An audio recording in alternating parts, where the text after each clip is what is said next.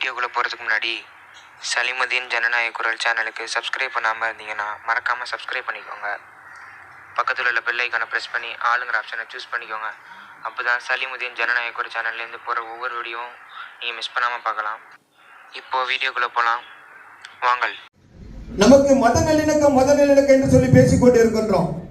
நாங்களும் 24 வருஷமாக மத நல்லிணக்கம் ஒரே பேனர்ல அரசியலுக்காக சாயத்தை மாற்றி பூசாமல் ஒரே பேனர்ல மத நல்லிணக்கம் என்ற பேர்ல 24 வருஷமா 2002 இருந்து தொடர்ந்து இந்நிகழ்வை நடத்தி கொண்டு இருக்கிறோம். பல பிரச்சனை, பல கஷ்டம், அது என்னோட இருக்கட்டும்.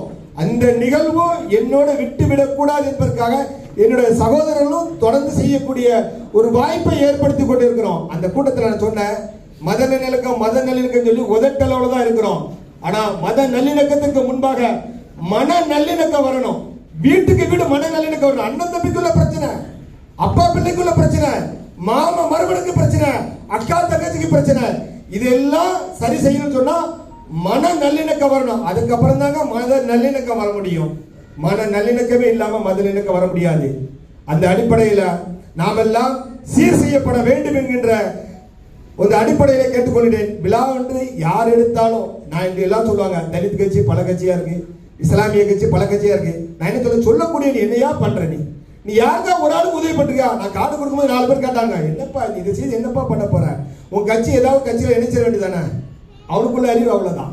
என்னால ஒரு 1000 பேர் நல்லா இருக்கிறான், அவனால ஒரு ஆள் நல்லா இல்லை.